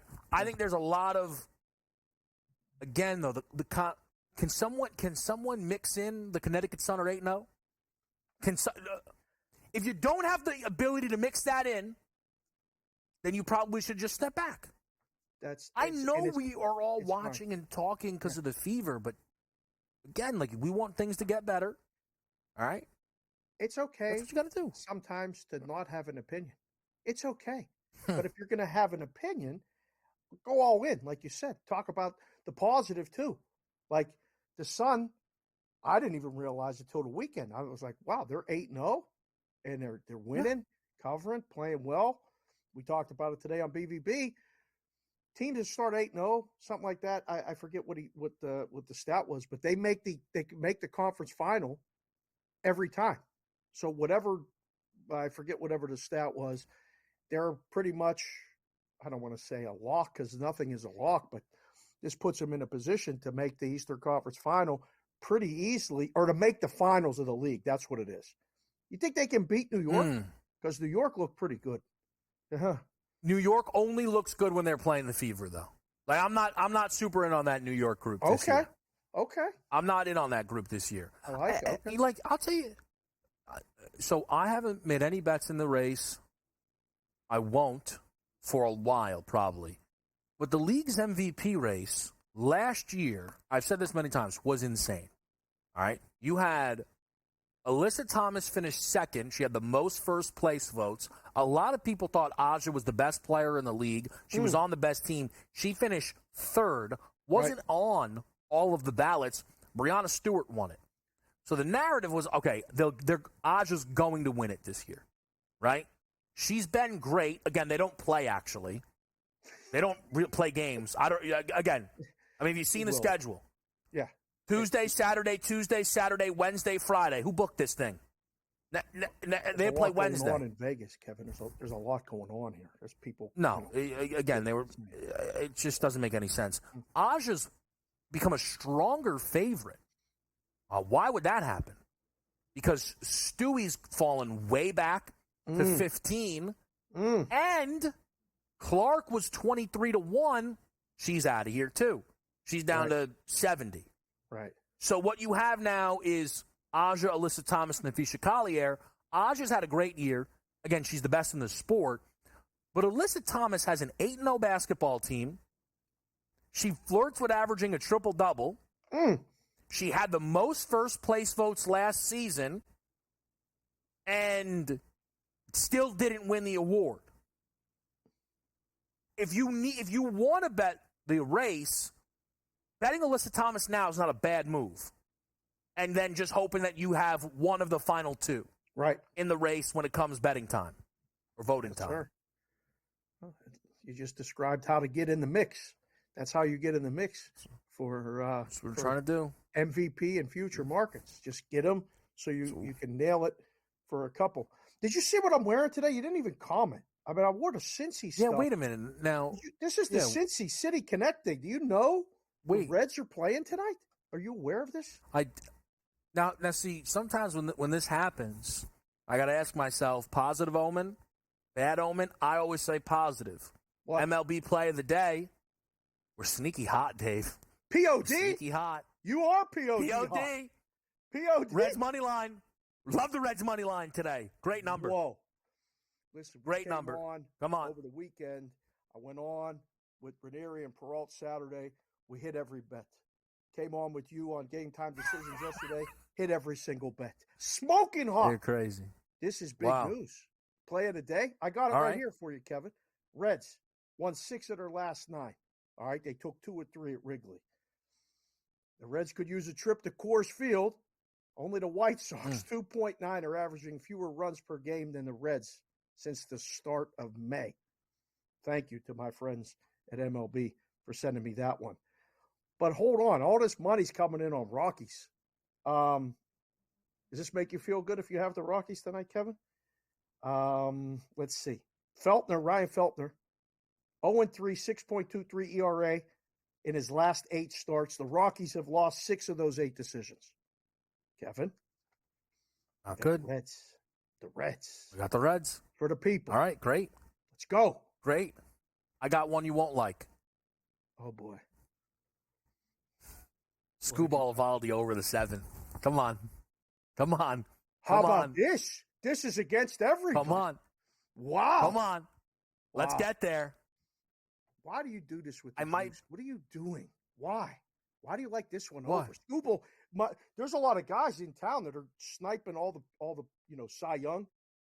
They got him for most wins. I met a guy today at the book. He's got over 8 season wins for Scooble. He's going to cash that at the end of this month. Here's the thing, though. Uh-oh. Hit me. Every positive Tariq preseason analysis came with if he can stay healthy. Oh, boy. You know this. What happens sometimes, it's June. We go, this guy probably pitches every other day moving forward. We forget these things until it comes up. Not that you hope it comes up. Well, we're betting pitchers. Right. We're betting preseason. Okay, we're betting 2-1 now. I might want a little Seth Lugo. This guy Seth Lugo's got something to him, Dave. The real ace of the Kansas City Royals, Seth Lugo. How about that? We'll hit a break. We'll come back, get in the mix a little bit more with you.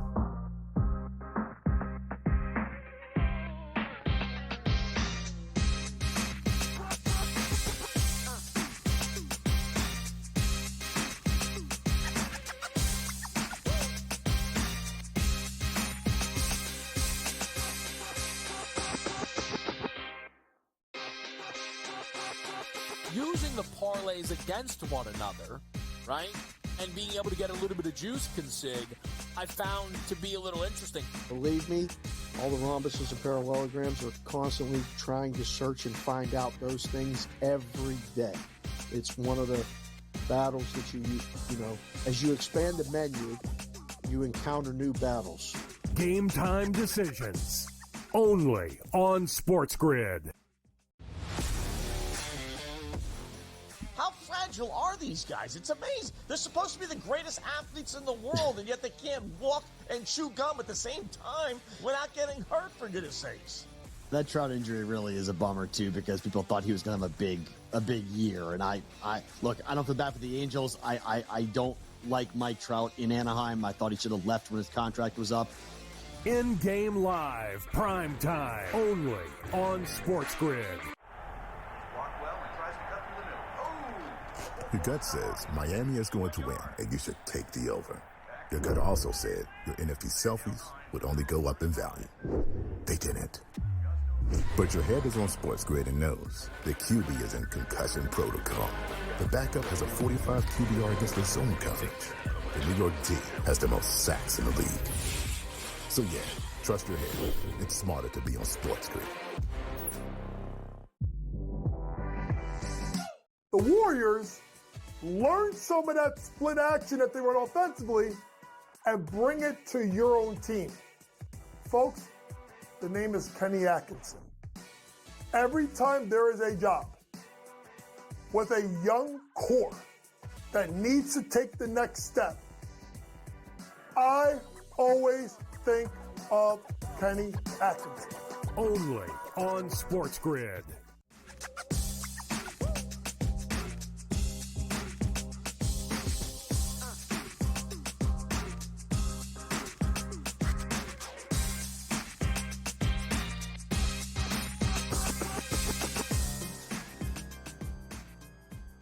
All right, back to right here, SportsGrid. 2-1 Baltimore. Varsho with a triple. All right, not mad at that. Phil's 3-0. Dahl. What is this about? I mean, when did David Dahl even show up on this roster? All right, shout out David Dahl. Red hot for the Phillies. And then the Mets are up 2-1. We have under in this game. Vientos with a home run. On the under 8 in that Nats game. Is there an easier bet than the Phillies, K-Dub? There can't be much easier bet than the Phillies right now. The Brewers didn't even want to list a pitcher before the game. I mean, that was one of those ones where it was undecided until like 1:30 Pacific, which in the risk room is an absolute nightmare. But it didn't matter. Great rhetorical question. Yes. Because Saturday, it was Ranger Suarez going. Yes. Against St. Louis throwing Sonny Gray, and he was under minus 150. Yeah, like minus 140, 42. Yep. And it closed like minus 170. Yes. Now, ironically, Suarez was injured in the game, and is not really why they won. But what was that about? Why'd they open Suarez so low? So we discussed that on Saturday. Sometimes those openers, if you start to really look and kind of make your own numbers, you'll see some abnormalities on some overnights that end up not vastly incorrect, just the market will totally disagree with it. And you can get some really good numbers with the overnight stuff. I don't know. There's times when certain guys, especially when they're away, like Sonny Gray was, get a lot of weight into what you make the money line. And the Phillies are, to use what the kids' term is, an absolute wagon right now. And Ranger Suarez is arguably the Cy Young. I don't understand it, how it could have been that low, but it was. And Ranger got knocked out of the game with a comebacker, and they still won. Their team total over again, and they're on the way again tonight. Now, Wheeler, I would argue at home, I mean, is it a bargain laying minus 185 or minus 190? No. But if it should be minus 220, I don't know. Maybe it's not a bad play. And I think, I agree, by the way. Look, I've talked about this a little bit. The $100 better, right? When you see minus 200, it actually now depends what kind of $100 better are you. Do you risk 100 no matter the line? Or do you win 100? If the Phillies are minus 200 and you put down $200 to win 100, it becomes stressful. If you're a typical $100 better. Because what you really are minus 110 better, minus 115 better, minus 125 better. Now you're up to minus 200 and you're like, okay, all that matters is the Phillies. Like the 3-0 lead right now, you're having no fun, right? You just went and walked the dog again, right? You keep flipping channels, hoping to get lost on MTV music videos, and you'll come back bottom 6. If you just put the $100 down every day and you win back 50, right? It's less stressful. And when they give you the $50 at the end of it, are you really sitting there annoyed? You shouldn't be. You should be happy. You got 50. It's a great spot. It's two schools of thought. I used to tell people for forever when they come to Vegas, bet the juice. So you keep everything uniform. Now, does it add your stress level? Yes. And that was a reference to walking the dog, because we know a Phillies guy who might be walking the dog. I'm listening to every word you say, Kate. I know. I loved it. I know. Now, he's probably out walking the dog, smoking a cigar, relaxing. Like a cigar game reference in the book is one of those ones where you don't have to worry about it. There is no stress. 3-0 in the fifth with Wheeler pitching. I didn't look what the in-game number was right now, Kevin, but I know it's got to be gigantic.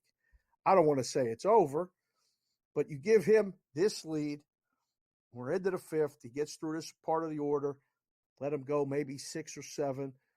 I didn't check his Ks yet either, but I don't think you got to worry about it. You just have to find your price point where you go, you know what? I'm good. Right. Like you saw it Saturday night. Islam was a gigantic favorite against Poirier. Gigantic favorite. Some people thought there was value on that side because he should have been a bigger favorite. The public all bet Poirier. It didn't work out. Sometimes taking that plus, yeah, it pays better, but it doesn't always get you to the window. But let me say this, and so I always bet the juice, 125 to 100. For me, and you have to, that is no longer just how I want to do it. It's just not. I don't, because you know what? I'll give people the example. The Igor bet. After 2 games, minus 215 for 20 or more saves every game in that series. Yep. Now, respectfully, was about the easiest bet you could make. He had 25 or more in every game. He was having 30 regularly. Right. But despite how easy that was, again, I say that loosely. I didn't look at that bet and think to myself, why wasn't this the mega unit Maxwell GOAT play of the decade? Instead, I was like, it's great. I'm gonna get back the money I risked, and we move on. We move on. Because otherwise I would have had to sit there watching every Rangers-Panthers game with my head in the TV, screaming, shoot, every time Kachuk touched it. I didn't need that, Dave.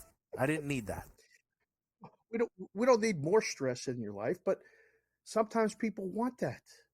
I think Mackenzie Gore is terrible. Listen, make the play and either lay the juice or don't, but stressing over it, Kevin, that's part of the sweat. People love the sweat. But if you're uncomfortable, I like to joke that when something's really good, you got to, push in for a little uncomfortable amount.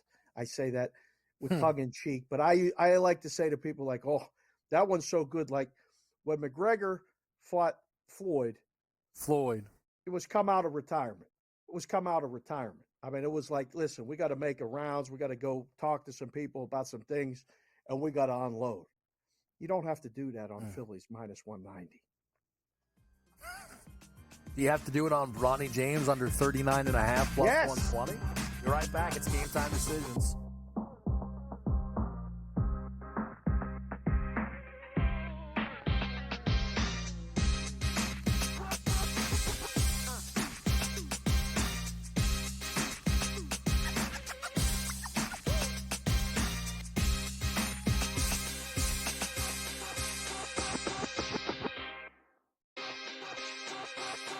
Using the parlays against one another, right, and being able to get a little bit of juice consig, I found to be a little interesting. Believe me, all the rhombuses and parallelograms are constantly trying to search and find out those things every day.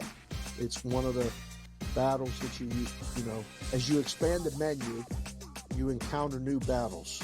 Game Time Decisions, only on SportsGrid.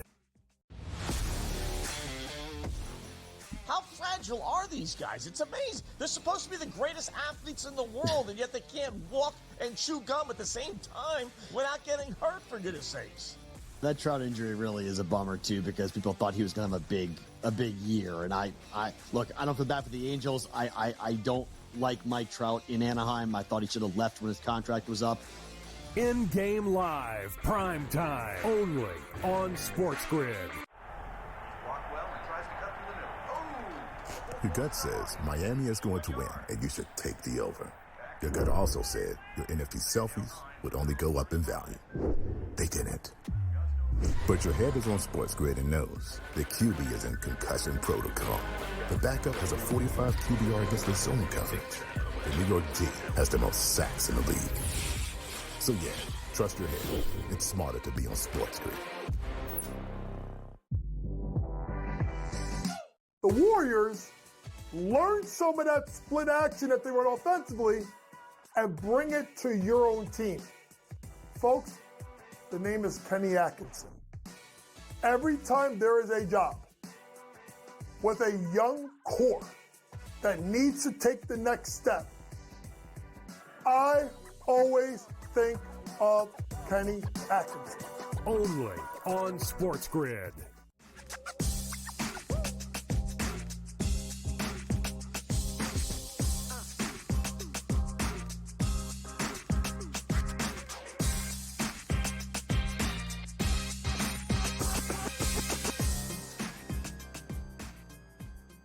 Game time decisions.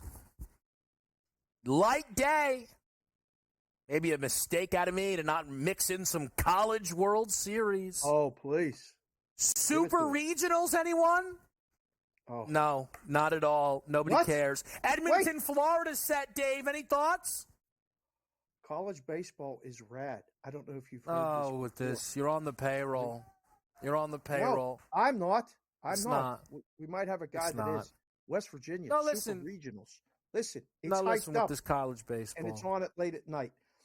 We got all week to talk about the Stanley Cup. There's all kinds All right, of so you things want to that- talk college baseball? You want to talk college baseball? I'm watching college softball right now. Are you? It's been electric. We came Spoiler, on the show and Oklahoma. told you Texas. Spoiler. Please. Did I ruin the season for you? Oklahoma won. It's over. Isn't it Oklahoma that wins every year? They lost the first game today. They can lose.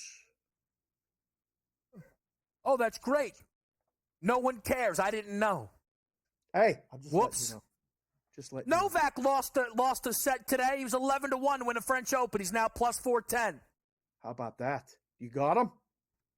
We got it. We need a Novak. No, you know why? Because here's the thing. Despite what they tell you, nobody cares about the French Open either. Oh, you're not a tennis guy? What? No, here's the thing. By the way, last year, early September, they were like, K-Dub, U.S. Open, can you get in the mix? I just came in every day, wham, wham, wham. I mean, we didn't know what to do. Over matches. Oh, I mean, the whole thing was glorious. Dave. Yeah. Here's how we determine this stuff. If they post an odds boost, people care. That's how we determine it. Right. There's a Caitlin Clark odds boost every day. There is. Every day she plays. What if she don't play? She plays every day. They have a game tonight. They're playing the Celtics in a warm-up. The W booked How it. do you not have the Padres on your list tonight for something to stay up late No, and watch? strong number. Waldron. Listen, they're probably the side. It's a little strong. Bad guys came in. I think they bet too much on San Diego. Anderson's been real good. I don't want a piece of it. Anderson has been real good. The game's going under. Yeah, but here, everything about that game looks wrong, so it doesn't look right. You know what I mean? 8.5's too high. Padres are too strong. Nothing lines up in that game. Nothing lines up. Cincinnati lines up. Come on, I got to now. go line up with Ranieri. I'll talk to you later. Where's these? No, where you going? It's college baseball today. Here we go. Hit All right, me. we'll see you, Dave. You got something? No. You got nothing? I'll find something. LSU. I'll find That's the something. one. I mean, is See this you, even boys. on the main tab here? Oh, we found it. Let's see. LSU up 3-2 on North Carolina. Minus 194. 6.5. No, 9.5's your total. Oh, God. Uh-oh. This game could win. This game might open up. This game might open up a little bit. Can we get the flat 9? Can we get how about this Oklahoma-UConn game later? 13.5 for a total. UConn 2-1. Tallahassee Super Regional. Florida State minus 178. Wow. I like Florida State at that number. Let's go. Let's give out picks. Charlottesville Super Regional. K-State, Virginia Cavaliers. Now, I got a lot of sources around that Cavs team. Minus 230, not too strong. Athens Super Regional. Georgia, minus 130. Wolfpack. That's pro wrestling, baby. Minus 104, NC State. This Georgia, not getting through. We like NC State. We like them quite a bit. College Station Super Regional. Easy to figure out how they name these things, huh? A&M Aggies against the Ducks. Minus 400 Texas A&M. That's crazy. What kind of number is that? That's too strong. We'll play the Ducks. We'll bet Texas A&M live. I mean, what else do these people need? Whoa! Minus 114 on LSU all of a sudden. North Carolina's got a run starting here. 9.5 plus 120 is now minus 112. We said this game was going to open up. And just like that, I'm a pro college baseball handicapper now. My, oh my. What can he do? What's the deal with this UConn-Oklahoma game? This game goes under the number. This total's too tall. You know what? We're getting involved. Hold on. Let me look around. we shop around? Can we get a 14 here? What kind of numbers do we have? Oh, we found the 14. We found the 14. Under Oklahoma, UConn. Put it on your card. Game Time Decisions, the home of college baseball breakdowns. Nobody does it better. In-game live is next.